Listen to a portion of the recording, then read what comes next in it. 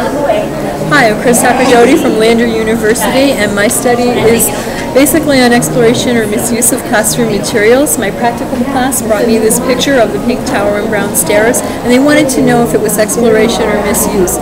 So as any good professor, I didn't give them an answer, and we just started doing exploration on it. I presented at 2 different conferences, and we talked about definitions of exploration. I could get the group to agree on a definition of exploration, and I could get them to agree that the sensorial materials were the most materials used for exploration.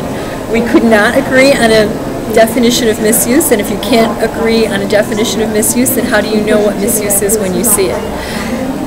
They also said that sensorial materials were the most misused materials. Well, they're the most used for exploration, and they're also used the most for misuse. And then practical life started to sneak in there just a little bit, and the answer to that was, well, they spill water when they're using practical life. Well, they're supposed to spill water when they're using practical life.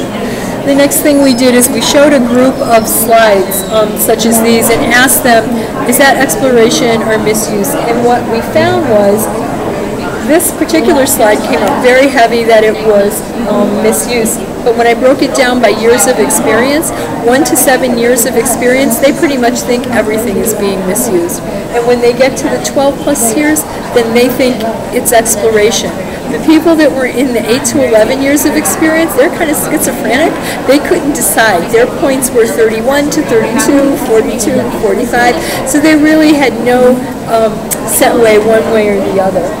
So what we really want to do is figure out how long we allow the children to explore with the materials before they're really doing something that's going to damage the materials, harm themselves, or harm somebody else. But we really want them to become independent thinkers, and their only way they'll become independent thinkers is if we allow them to explore with the materials.